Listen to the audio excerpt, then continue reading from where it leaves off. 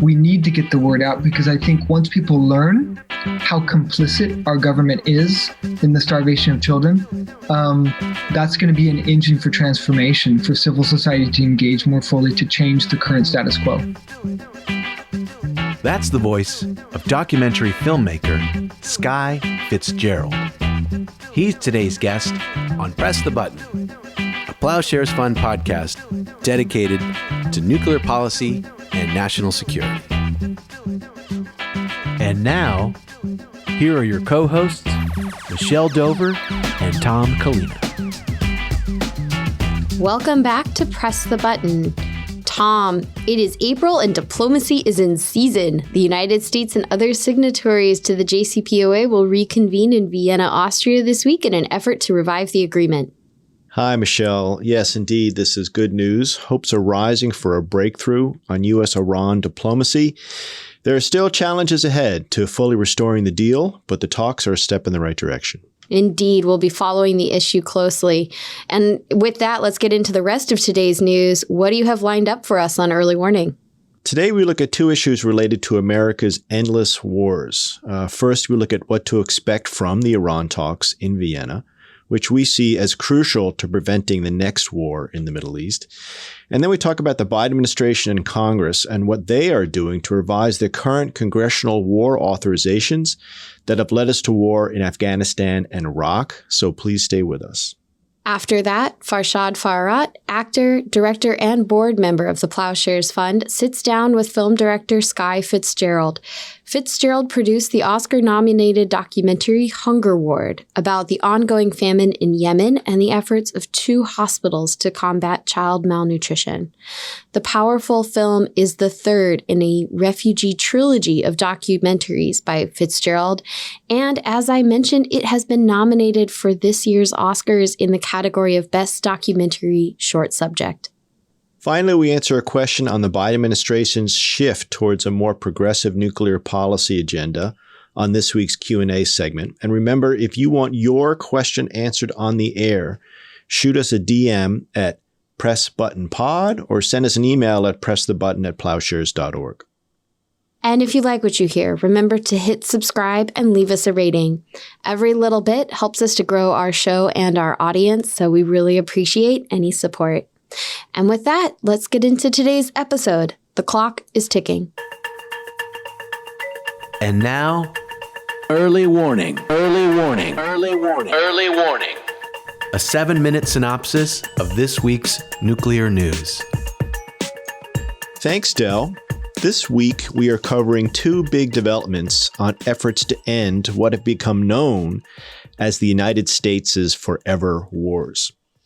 Late last week, we got the first hopeful sign that we may be nearing a breakthrough on the Iran nuclear deal. Officials from the key nations will be in Vienna on Tuesday to see if they can work out a synchronized plan to get both the United States and Iran back into the deal. And last month, the Biden administration said it wants to work with Congress to repeal and replace the war authorization law passed after the September 11th, 2001 terrorist attacks. The administration said that it wants a narrower framework that will protect Americans against terrorism while limiting future wars. And joining us today, we have Kate Kizer, Policy Director at Women Without War, and Mary Kaszynski, Director of Government Relations at VoteVets. Thank you both for being here. Thanks so much, Tom. Thanks for having us. Mary, let's start with you on Iran. We have been waiting for a breakthrough on the Iran deal for weeks. Tell us why this meeting is so important. So the U.S., Iran, and world powers are set to meet this week to discuss potentially the U.S. and Iran returning to full compliance. This really is huge. It's the first time the U.S. and Iran will be in proximate meetings. They won't actually be in the same room, but it is the first meetings in which the U.S. and Iran will both be participating since President Trump withdrew a few years ago. It's a breakthrough because there has been this stalemate, even under President Biden, where both the U.S. and Iran were sort of entrenched in this, which side is going to go first to re-enter. So it's a breakthrough in that stalemate. It's definitely progress.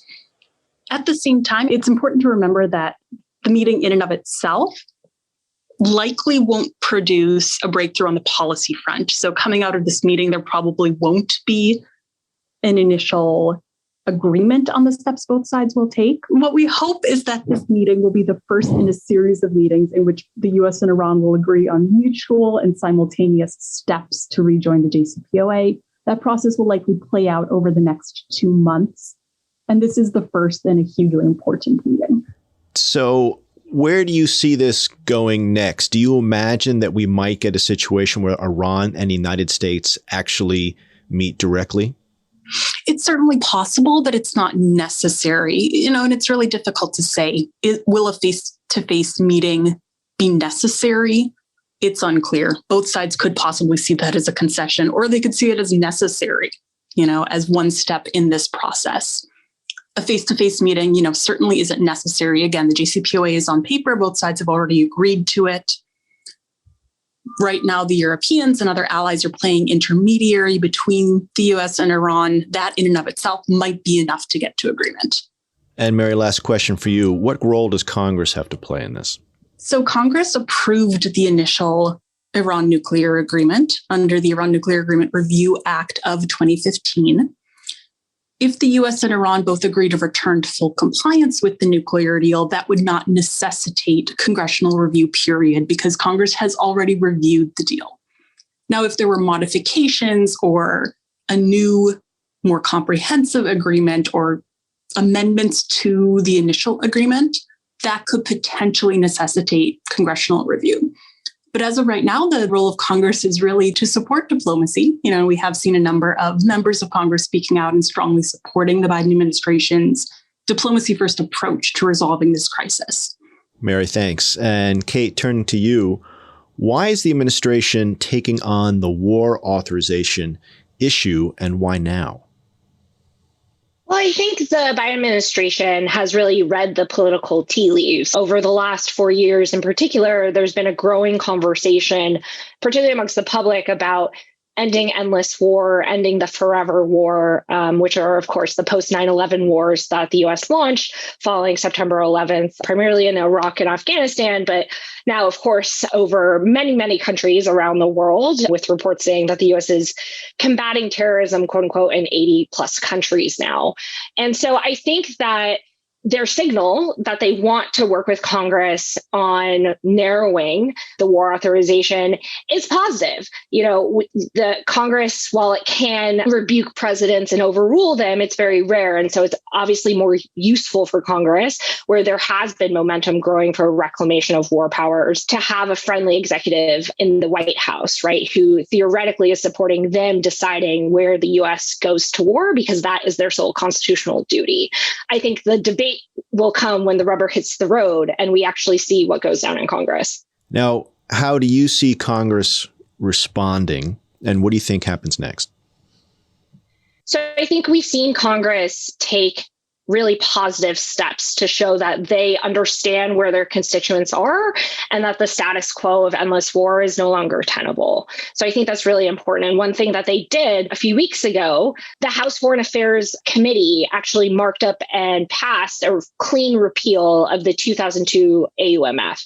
And that AUMF authorized the U.S. to invade Iraq, but is still being used by Pentagon lawyers to in part justify ongoing operations. And so Congress basically, for the first time in regular order, said this is no longer applicable to the current security threat environment. So that's a really important step. Now it has to, move to the floor, pass the House, and pass the Senate as well. But under Trump, the House did also pass the 2002 AUMF repeal. It also passed the 2001 AUMF repeal in appropriations. And so Congress has been very, very active, of course, with Representative Barbara Lee at the center of all this as the key advocate who has really, from day one, when we even started debating these things in 2001, has said endless war will not serve the American people. So I do think that there is growing truly bipartisan momentum to reclaim congressional war powers. I think the question is really, what does that debate look like? And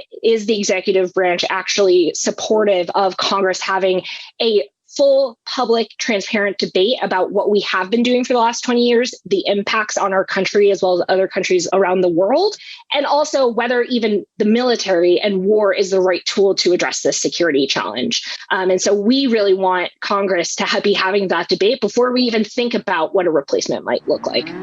There is the siren. Unfortunately, we're out of time, but I want to thank you both so much for being here today. Thanks so much, Tom. Hi. My name is Elizabeth Warner, and I'm the Managing Director of Ploughshares Fund. Even though I've been working in the nuclear field for nearly 9 years, there is still so much to learn. That's why I'm a dedicated listener of Press the Button. I so appreciate each episode where I can get the top stories of the week and a deeper dive into critical conversations with thought leaders and experts in nuclear policy and national security. I'm also a proud supporter of Ploughshares Fund. Did you know that many of the guests featured on Press the Button are supported by Plowshares?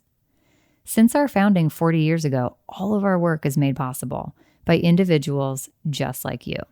Curious, committed, passionate. If you like what you're hearing on Press the Button and want to support the work of Plowshares Fund, please donate today. Whether it's $5, $50, $500, your generosity helps create a safer future free from the threat of nuclear weapons. Visit plowshares.org today to make a donation. Or join me and make it monthly. Whatever you do, stay informed, stay safe, and stay connected. Together, we can create a world where nuclear weapons can never be used again. Thank you for listening.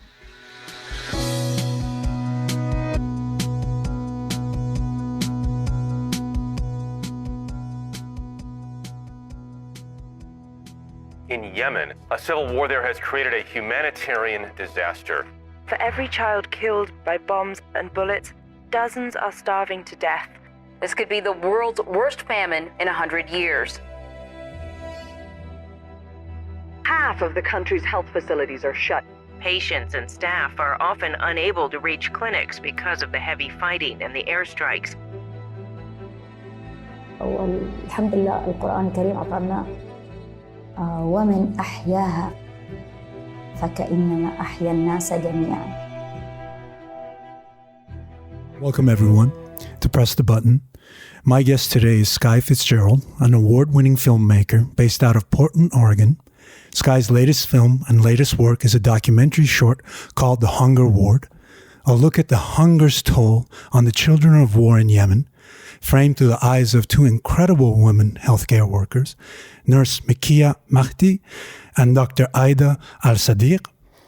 The Hunger Ward is the third in a refugee trilogy of documentaries by Skye Fitzgerald, and it has been nominated for a 2021 Oscar in a category of documentary short subject. Skye, thank you for a powerful film, and welcome to Press the Button. Many thanks, Farshad. I'm really happy to be here. Thanks for joining us. Skye, you're known for aiming a camera on scenes that most turn away from, including in Syria, Libya. But the scenes you've captured in Yemen appears to reach a new level of atrocity. With nearly 20 million people in Yemen suffering from hunger, the United Nations has labeled it as the worst humanitarian crisis in the world. A supposedly 2-week war that is now going on 6 years. How difficult was it to bear witness to this subject, and what draws you to these subjects? You know, there's no getting around it. It's hard. It's hard to see a child die in front of you, right? I mean, any doctor, any nurse will tell you that. For me, it also serves as motivation. You know, it generates anger, frankly. And that's a really powerful emotion and for me at least, a catalyst for action. So that's the effect it has on me. But I think to your question about the why of it, I think it's easy to look at war and conflict and suffering and see just that, right? Just see the horror of it. But I think you can also look at the same scene, the same geopolitical conflict, and you can see hope. You can see beautiful acts of resistance. You can see normal people doing extraordinary things under extraordinary circumstances. And that's my intent, is to try to shine a light on these incredible acts of generosity and of spirit that Makia, for example, and Dr. Al-Sadiq are doing on a daily basis. I see nothing more important than the act of trying to save a child. And here are two women doing that day in and day out because it's the right thing to do. And I find that inspiring. And so on this short time that I have on the planet, I want to focus my lens on people like that. And it comes through powerfully. And to touch on that balance of showing raw truth while respecting the dignity of loss of human life. Were there moments when you had to turn the camera away, turn it off? And if so, how do you know when to strike that balance of showing some of the atrocities, but also pulling back to respect human life, human death? It's a very real tension, and especially so in this film, where the stakes were life and death, and children were dying, not on a daily basis in these wards, but on a very regular basis, despite all efforts to save them.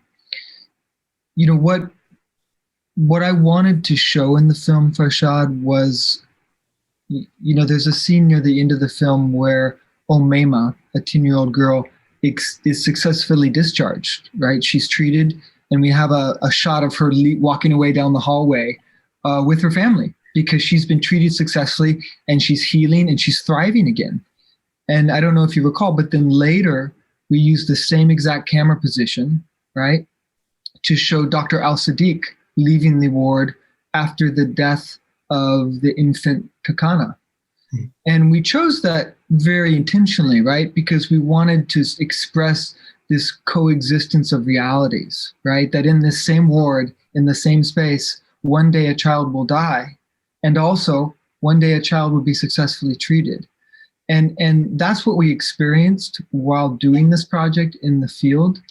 And it was a delicate and nuanced openness that we had to move through this space with, because grief is so powerful and loss is so powerful. And it's such a universal human emotion that we had to just stay really sensitive to that on a moment-to-moment basis. So even though we had the full collaboration of every family that's shown in the film, we had to also be very sensitive to whether that ever changed in the moment and whether there was someone who, whether it's temporary or not, did not want to be filmed anymore. And that happened only once during the entire month that we filmed.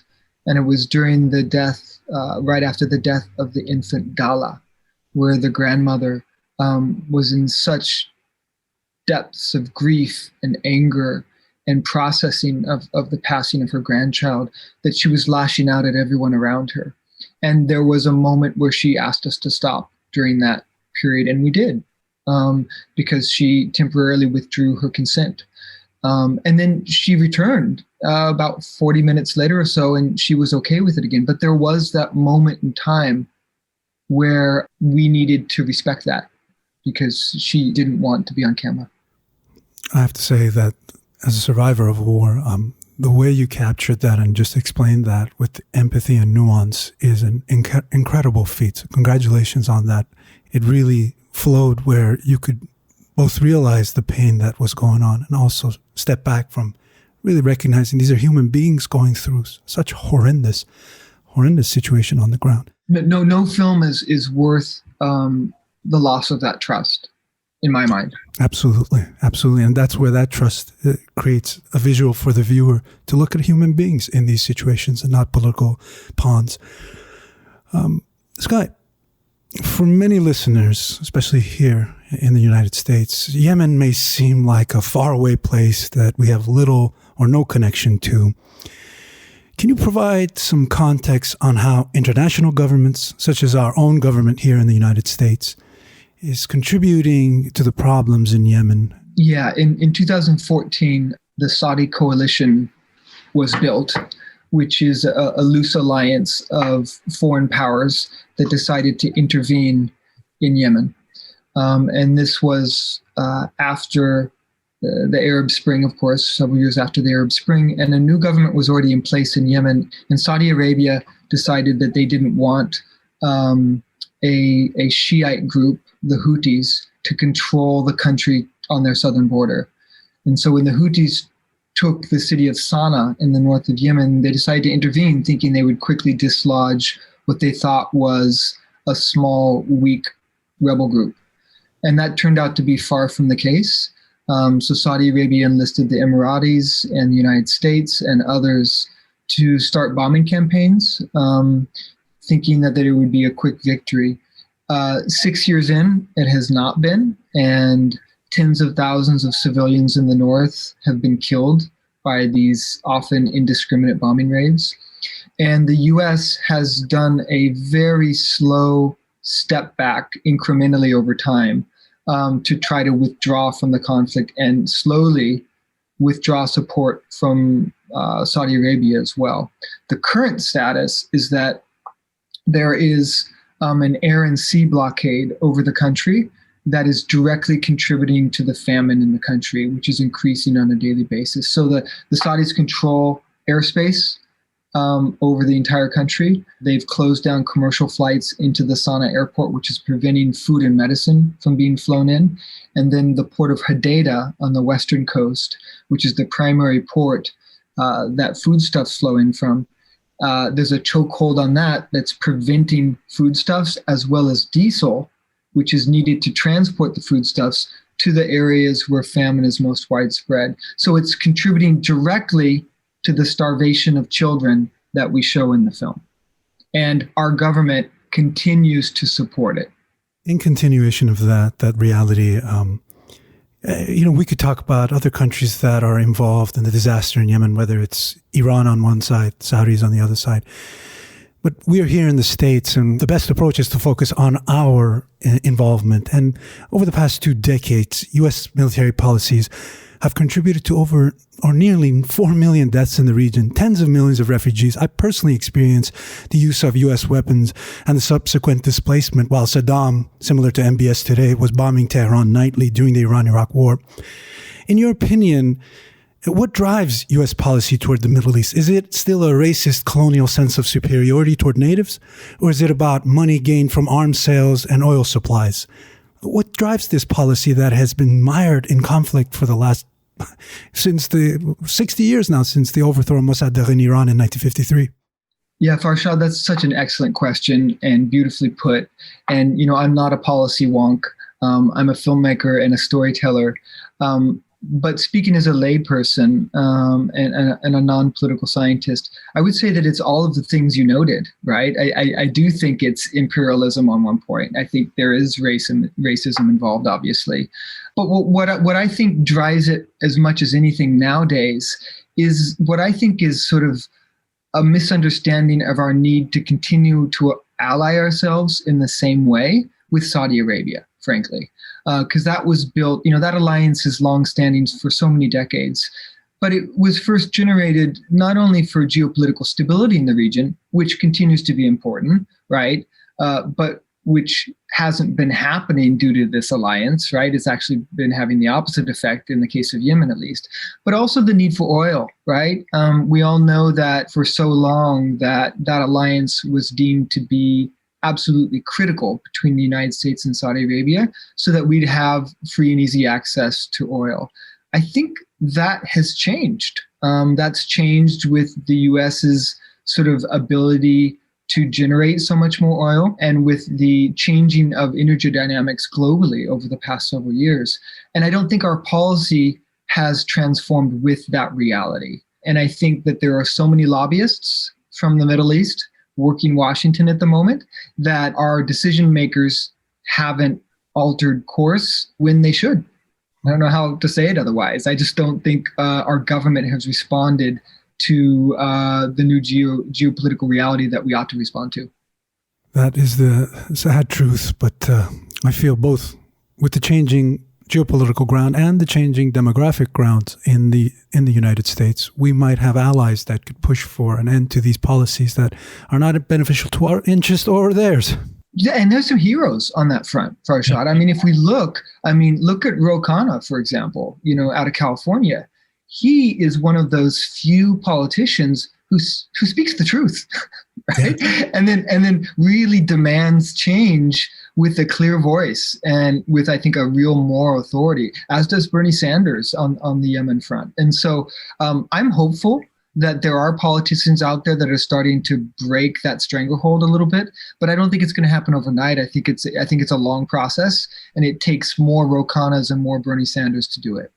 Just like you say, I mean, this is happening. Our demographics are changing. Our politicians are becoming aware to this. Our even geopolitical interests are not in the region anymore. But I also think there's a strength in the women's movement, in the matriarchy, of really realizing the changes both the Middle East needs from that patriarchy, that misogynistic view. And here's a part of your film again, the two women who were pillars of strength in the community, Nurse Makia Mahdi and Dr. Aida Al-Sadiq. I read that you described them as incredible women doing invisible work in an invisible war. You've also referred to them as collaborators as opposed to subjects in your film. Again, can you tell us more about the strength of the women of Yemen, of what the changes they could bring to this conflict on the ground and from a geopolitical perspective? Well, they already are bringing change, and they're doing it again within these, very challenging contexts. When we were filming with Makia in the Houthi-held north, she's working at a clinic that she essentially built from the ground up. That once was it falls under the umbrella of the Ministry of Health, and the Ministry of Health was once held by the Hadi government, right, which is currently holed up in Riyadh.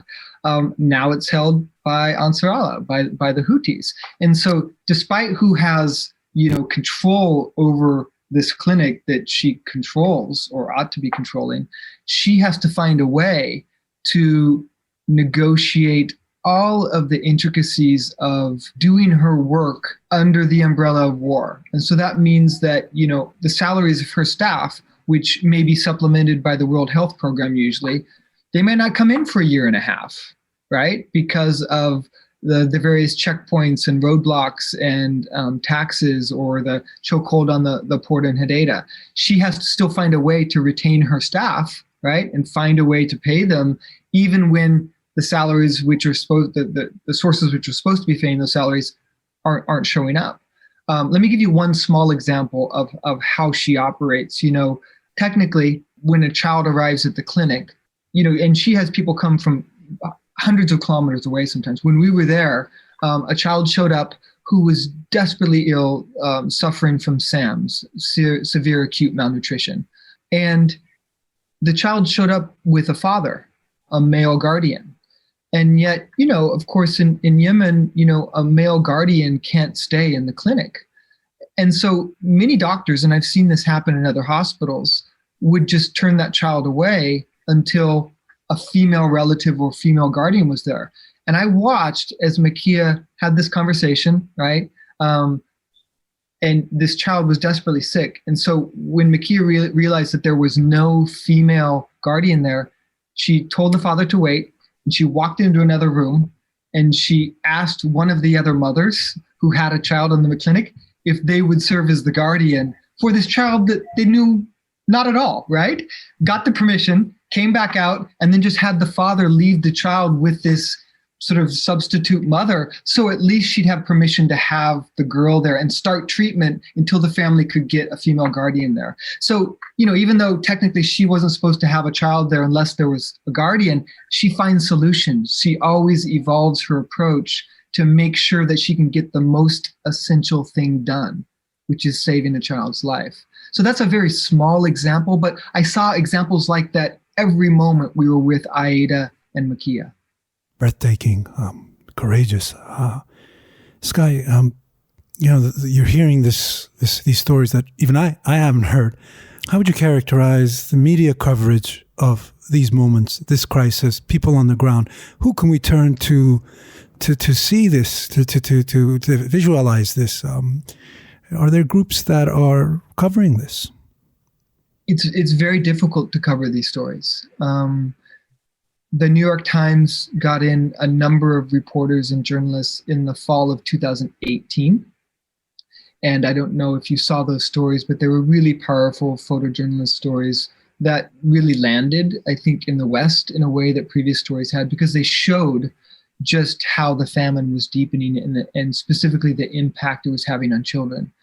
Since then, there's been pretty much an embargo on foreign journalists entering the country. So it's incredibly difficult. So a journalist can't fly into the north of the country because the airport shut down. And you can't fly into the south unless you have a visa, which they're not really issuing without really consistent pressure. So you may have seen there's a story that CNN came out with a couple weeks ago, and they were able to do that story because they entered the north of the country into the Houthi-held area across the Red Sea without the permission of the Houthi-held government. But they had the permission of the Houthis. So I share that because it's just so incredibly difficult. This is why you don't hear much about it, right? And then there are brave and courageous journalists working in the country as well, but they're under such pressure of being disappeared, of being killed, of being silenced in a whole variety of ways that it's very hard for them to get the stories out as well. Our field producer in the South, he was doing a story several months after we worked with him with a couple of French journalists.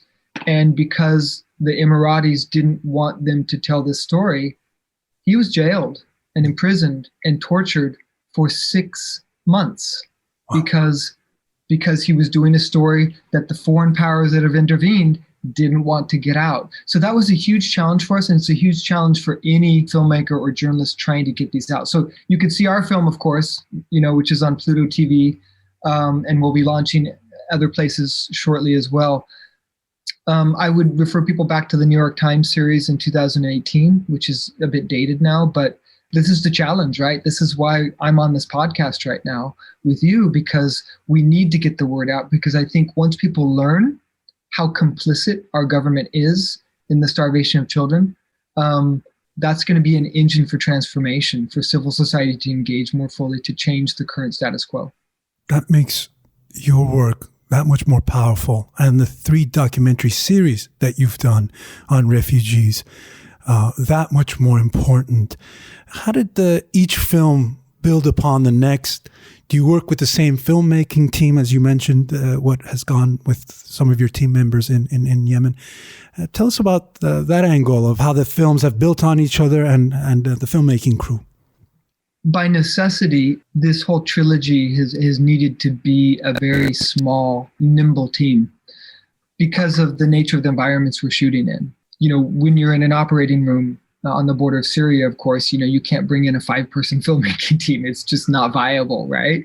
But you can bring in 1 or 2 people. And so the approach has been nimble and small as possible so that we could get access to these events as they unfold in real time. These crises that we feel like people ought to be aware of, but don't get out into the media so much in the West. And so in each case, it's been myself and 1 other director of photography filming. So 2 of us, and then on this last project, it was 3 of us because we had a field producer as well. So it's very, very small. And that paradigm allows us to work in small spaces, to gain access to very intimate scenes as they unfold. And it also allows us to do it sometimes with no budget. So the first film, 50 Feet from Syria, in this trilogy, I paid for on a credit card, literally, because it was 2 of us, right? And my DP and I, we shared a single room with the physician that we feature in the film, and he just let us push 2 more beds into the room, and the 3 of us slept in this room for the entire shoot, basically, because we had no budget, right? But I tell you that, and it was basically the same thing with the second film, where it's just 2 of us. And I share that with you because this whole trilogy was born not out of a belief that we'd get a big distribution deal or that we needed a big budget, but out of a deep and abiding belief that I hold personally as a filmmaker that, in this limited time we have on the planet, we have to spend it well. Because you know this, Farshad, as a refugee, you never know what's going to happen tomorrow, right? And so with this limited agency and this limited time we have, I just feel so strongly as a storyteller that I want to tell stories that have the real opportunity to intervene in real events, right? So the intent was always to how can we get these unheard stories out to a broader audience to engage a larger demographic that hopefully we can change that dynamic for the better. It comes through in every still, Skye, and congratulations on such courageous work. Very commendable. Our mission, part of our mission here at Plowshares, is to make sure everyone has a right to a safe and secure future. For our listeners who are motivated to take action, especially during COVID, which I'm sure has deteriorated the situation in Yemen, what can they do? How can people get involved, either by influencing policy here or through international organizations, or how can they share your film with others? Give us a plan of action. What should we do? Because I've always wanted this film to function in that fashion as a vehicle for change, we've developed some very concrete tools for intervention. On the policy front, we've partnered with the Friends Committee for National Legislation out of DC, the Quaker Group, to intervene politically, specifically within the US government. And so on our website, hungerward.org, there's a link directly to their policy tool. And what that does is it allows you to communicate directly with your senator, your representative, and other members of the Biden administration to try to alter the course of US policy in Yemen. And fortunately, we're a part of this larger coalition, which involves FCNL, as well as the Yemeni Alliance Committee, YAC, as well as the Yemen Relief and Reconstruction Fund, which are also links on our website, who are all doing work of different kinds. And that tool is right on our website. So contacting politicians is really critical right now because the Biden administration has already altered course on Yemen since they've taken office. And that is in part because of civil society pressure and part of this coalition that we're a part of. So we're very proud to be a part of that coalition. But there's more to be done. The embargo needs to be lifted, right? So that children stop starving. On the intervening on the famine issue particular, we also have some tools there. So we've developed a very careful paradigm where if viewers are moved by the film and want to intervene directly, they can actually make donations directly to the clinic and the hospital in the film. And those funds go directly to Makia and Dr. Al-Sadiq to route to whatever's needed within the clinic to help treat the children shown in the film. Thank you. Skye, one more time, where can we watch the film? It's currently streaming for free in 23 different countries on Pluto TV. So if you go to Pluto TV and just type in Hunger Ward, it will come up. We will also be launching on Paramount Plus on April 2nd as well. Thank you for joining us. Thank you for this incredible work and necessary work. We hope to see more. Thank you, Skye. Thanks for having me, Farshad. My pleasure.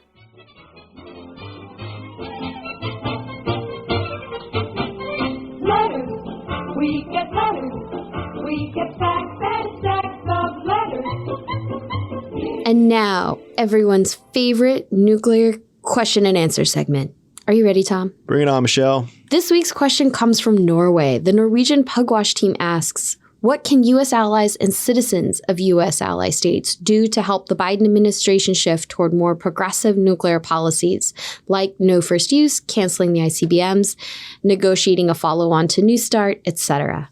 Thanks, Michelle, and thanks to Norwegian Pugwash for asking that question. I think U.S. allies and U.S. citizens have a really important role to play here because allies have a direct connection into the Biden administration.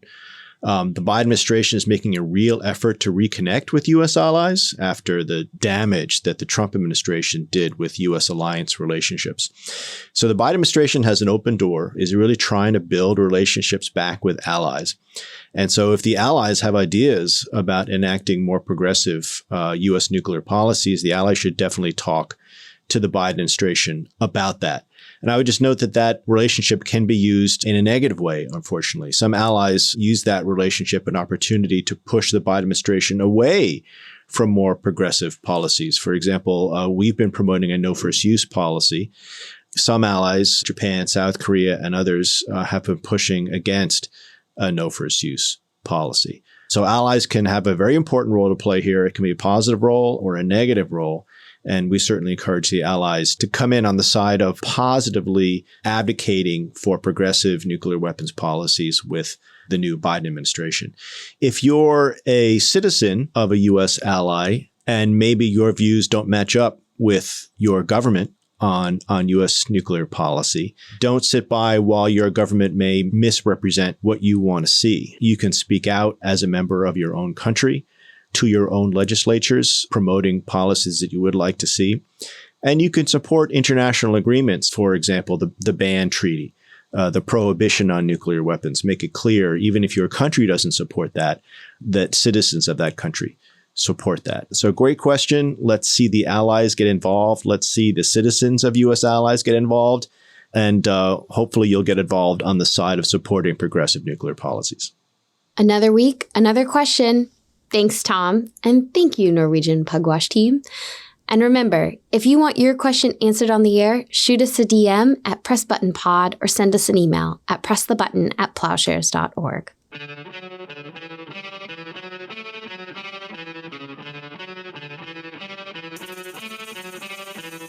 Thanks for listening to Press the Button. This podcast is produced and edited by Derek Sender, Will Lowry, and Delphine Vigil, with research and assistance from Doreen Horschig and Harry Tarpey. Sound design by Derek Sender. Audio engineering by Derek Sender and Will Lowry. Our theme song is by Lyrics Born and the Poets of Rhythm, sampled with kind permission. Additional music by San Francisco-based bands 17 Evergreen and the Society of Rockets.